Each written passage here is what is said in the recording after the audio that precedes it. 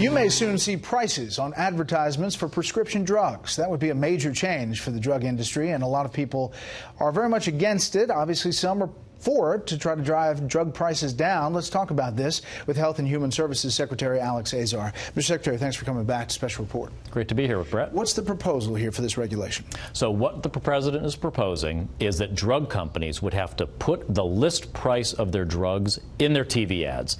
So that way people know how much a drug costs when they go to see their doctor, whether it's a $50 drug or a $5,000 drug. They can factor that into the discussion they're going to have with their doctors. The president said in May he wanted to bring this kind of transparency and accountability to the drug industry so that he could bring drug prices down. He's delivering on that today. So in addition to the guy that talks fast at the end of the commercials that says, you know, all these bad things can happen to you, they would say, and by the way, it costs you $5,000. This will be in print. It'll say right there in print, this is the list price of this drug, what the monthly cost of this therapy or the course of therapy will cost, right there. And the purpose being competition. The purpose is competition. The purpose is the patient in the driver's seat, knowledgeable with critical information. Where else in our world do we go in and try to make a purchasing decision and we don't know the price of the product? We're bringing that transparency so you know it. And pharma doesn't want you to have this information. They've fought us, and President Trump is moving forward with this anyways because he believes the patient ought to be at the center and have this information, and drug prices ought to come down. You know that this midterm election, a lot of Democrats are running on the issue of health care. Drug prices as well. But you look at Fox poll number 2 on health care. Should the government insure more people, spend more? 64%. Fox 3, president's handling of health care. Approve, disapprove. 38% approve, disapprove 52%. And which party would do a better job on health care?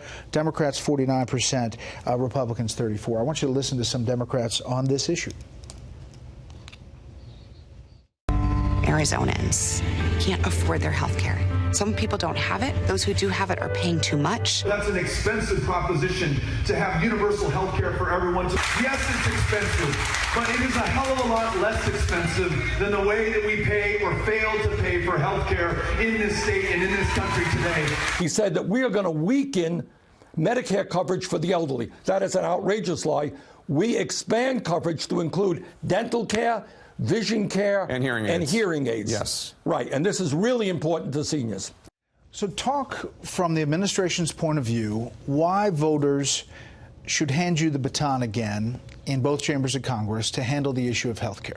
Well, I can't talk about the election, but what I can talk about is what we're doing to help make health care more affordable for the American people. And President Trump has been committed to making health care more affordable and bring more choice, more transparent, keep the patient in the driver's seat. People who are promising Medicare for all. That's one of the big ideas now people keep talking about. Medicare for all is Medicare for none. These are the same people who brought you Obamacare, but this time they're not even making the promise that you can keep your health plan or you can keep your doctor because they know that's not the case. The 178 million of us who've got employer insurance, that would go away under some of these proposals.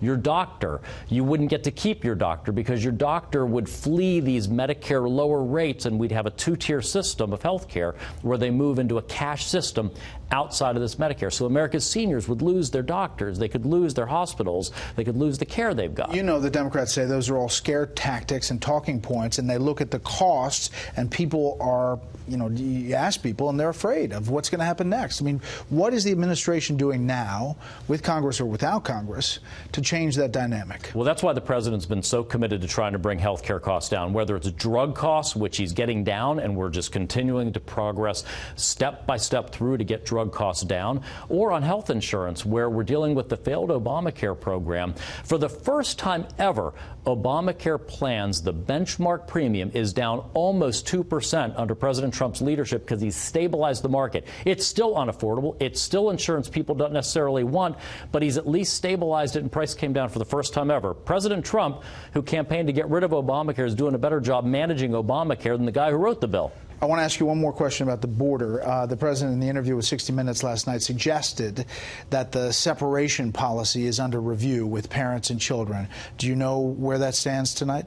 Well, our immigration policies are completely broken in this country, and Congress has got to act. The president has called on Congress to fix this broken immigration system. Now, we at the Department of Health and Human Services, what we do is receive children who come into this country unaccompanied, migrant children who've come in here illegally. They're given to us to provide a safe and secure environment.